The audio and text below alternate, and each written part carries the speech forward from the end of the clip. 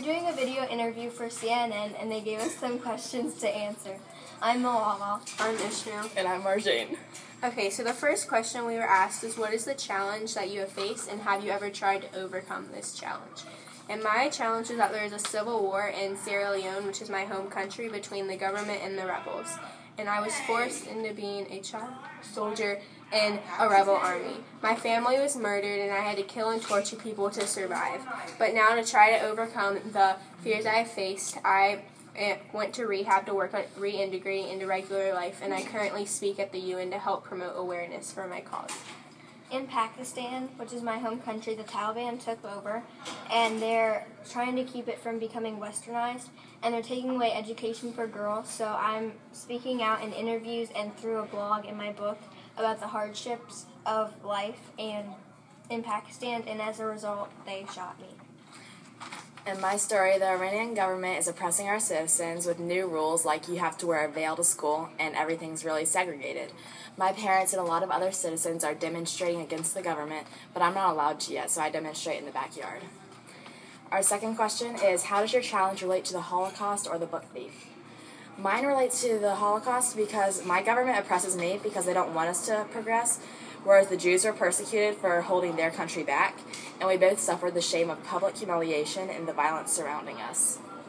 In my country, if you speak out what you believe, it is fine, unless it's different from the Taliban's beliefs. And the same thing happened in the Holocaust. You could speak out as long as you had the same beliefs as Hitler.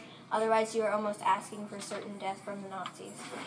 In my situation and the Holocaust, people were being taken advantage of by the group with the most power. And in my country, children were being made into soldiers and villages were being burned by the rebels.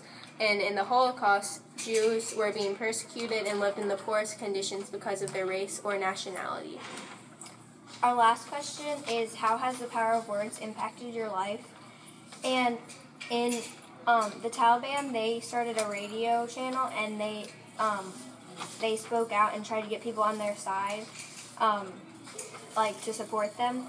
And I have spoken out against the Taliban about my experiences in Pakistan, and my words have started to turn the tides, and with the help of others speaking out, we're trying to override the violence with words.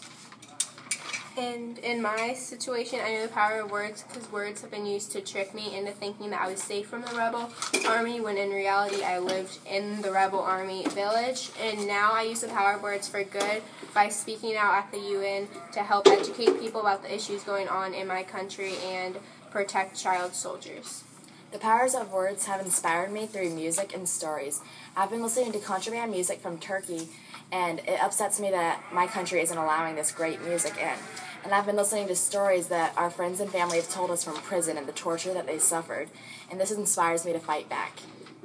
And there are a lot of similarities between all three of our situations. We have all been